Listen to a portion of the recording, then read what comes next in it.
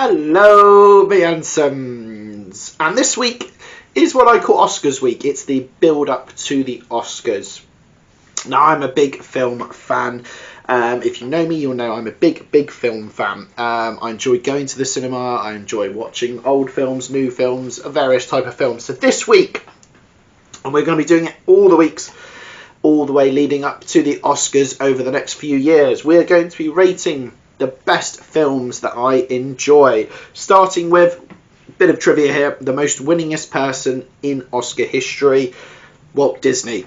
So we are going to be looking at my favourite Disney films. Now with these lists, I will say some of them probably cross over into different categories. We're going to be looking at, war films, historical films, probably a bit of a crossover there, some sports films, films based on real life. But today, we're looking at Disney films, and these are specifically ones that Disney have created, whether it's, a cartoon, a live action version, or whatever we're going to be looking at. So let's start the list off. So we're going to be starting with a relatively new film, and that film is Luca.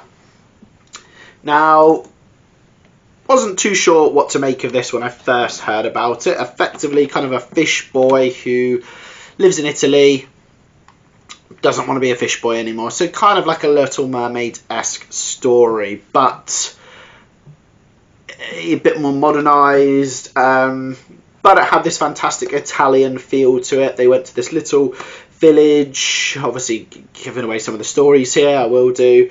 Went to the village, had meatballs, which was quite funny, ended up befriending some humans, and trying to avoid getting wet because it turned them kind of back into the fish people. But it was just a really fun, wholesome film. It had about mopeds and particularly Vespas in it. One of his dreams is to ride a Vespa and go to a human school. So it was really good. I really enjoyed this film. It was fun. It was quite new. There wasn't lots of songs in it because, a lot of traditional Disney films are all song based. This was just all about the animation, the story, and I really enjoyed it. So that's what I put at number 5. Number 4, it's again a new one. It's the modern take of the Haunted Mansion. Now, it's one of my favourite rides at Disney parks, is the Haunted Mansion. And there was obviously an old Eddie Murphy version, which was a bit more of a jokey round version with some elements of scare to it. But this one is more of a horror film with some funny elements. So I kind of feel like they reversed that comedy to horror level. Really enjoyable, this one. It had some really good big actors in it. Owen Wilson, Danny DeVito. Just a really good story about a family that move into a haunted mansion and they can't leave the mansion. They're just haunted by the ghosts whenever they leave. So they bring in some scientists, priests, etc. to kind of help with it, and they all get kind of stuck in the mansion and they have to work out how to kind of save the house and live amongst some of the ghosts. Now, some of the ghosts are nice, some of them are very nasty and horrible, but it has quite a good, really scare element to it, a bit horror element to it. Like I say, some fun with Danny DeVito. I really enjoyed this film. It's a really good film just to watch at Halloween if you're not massively into scary films, but you like a bit of a thrill with it. And of course, it's based on the ride Disney, and it has loads of those elements in the film. They've got the ghost dancing in the ballroom, some of the food elements, the garden element, the things about, there are 9,000 ghosts or something like that, and there's always room for one more, or whatever that line is. It was really good, and it's really key part of the film. And when you go on the rides or vice versa and you see the film, you kind of point out those parts that connected to. So that's really good. Now the next 3, and at number 3, we're going to be looking at the classic cartoons, the ones that I grew up with. So number 3 is Aladdin, a film that I absolutely loved when I was younger. Didn't really take interest in kind of the cultural side of it, just the film, and of course the Genie, the Robin Williams spectacular. That was the Genie. Fantastic film, great songs, fantastic animation. Of course, Robin Williams carries the film as the Genie. Quick one-liners, quick jokes that only he can do. I've not really watched the modern version, the Will Smith Genie version. I've seen clips of it, and it's just not the same, is it? It's not the same, and I don't think it ever would be, and I don't think they wanted it to be. Because obviously Robin Williams sadly passed away, but his Genie was so remarkable and it was so good that you know, it couldn't be recreated by anyone. I would have maybe liked to see maybe a Jim Carrey take on the role, but again, you know, no one can kind of match it. But yeah, like again, it's a fantastic story, a pauper to prince kind of story, but then back to the pauper version, because I like that they didn't want it to be, you know, he wanted to be a prince to impress someone, but actually she didn't want a prince, so a nice kind of element there to it. But yeah, that's kind of number 3. Now, number 2, we're getting to the top 2 now. It's the big one, it's Lion King. Massive all over the world, this one.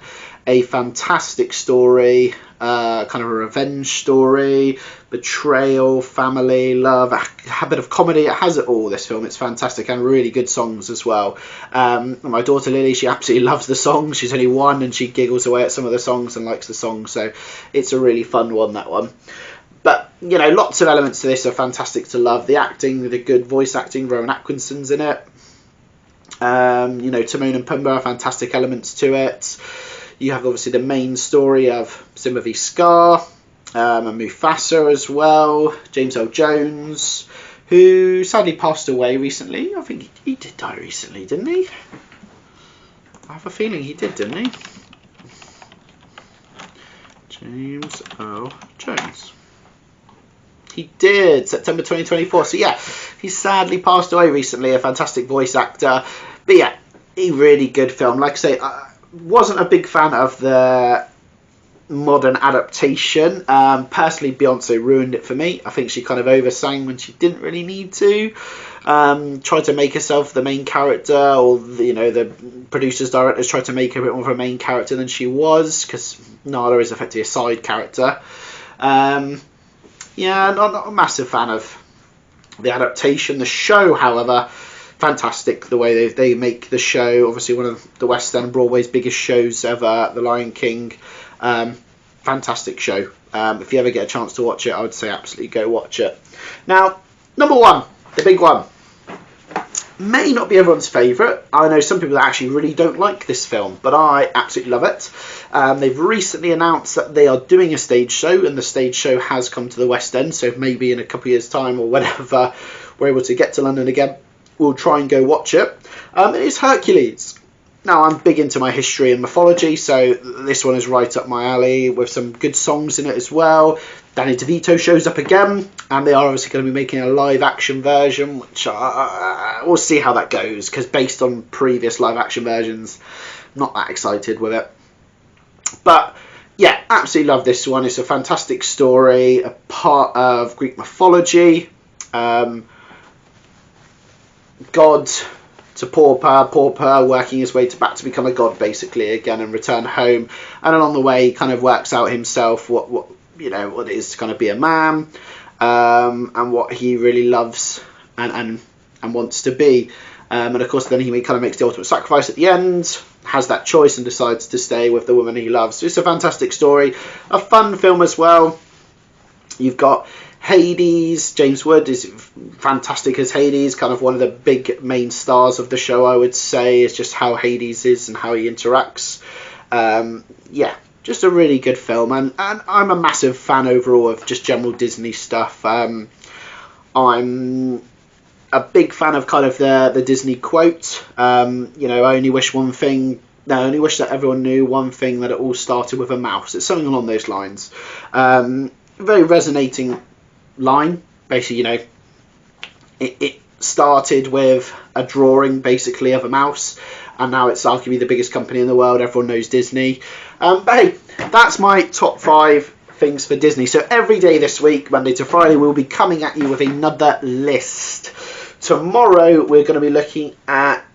What are we looking at? Sports films we're going to be looking at tomorrow. Now, I'm going to film all these in one day, so you'll see me dress exactly the same all 5 days. But it's going to be sports tomorrow as we build up to the Oscars, and then we'll be back to wing videos again. So, time for watching. Take care. See you again.